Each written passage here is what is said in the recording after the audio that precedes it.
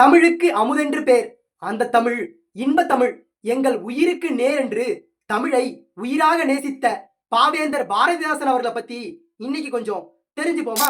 இது தினம் ஒரு தலைவர் அப்படின்ற சீரீஸ்ல எபிசோட் 12.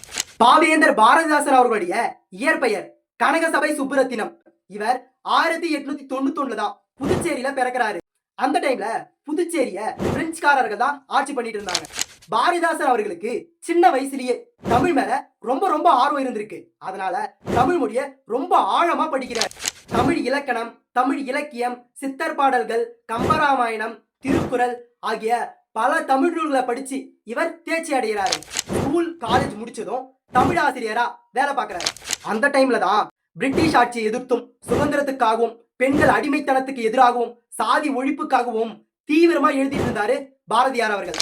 அதை பார்த்து வியந்து தன்னுடைய குருவாக பாரதியாரை ஏத்துக்கிறாரு சுப்புரத்தினம் அவர்கள். பாரதியார் மீது கொண்ட அதீத பற்றின் காரணமாக கனகசபை சுப்புரத்தினம் அப்படின்ற அவருடைய பெயரை பாரதிதாசன் மாத்திக்கிறாரு.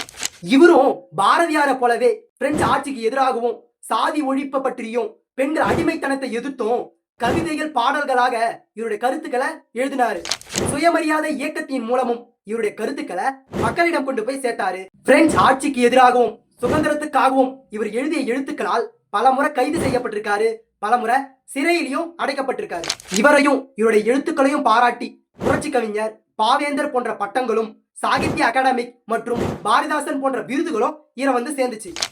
தமிழை உயிராக நேசித்து அதே தமிழ் எழுத்துக்களை ஆயுதமாக மாற்றி சுதந்திரத்துக்காகவும் சமூக மாற்றத்துக்காகவும் போராடிய மாபெரும் தலைவன் தான் பாவேந்தர் பாரதிதாசன் அவர்கள்.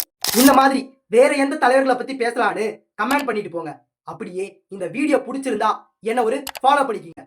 அவ்வளவுதான்.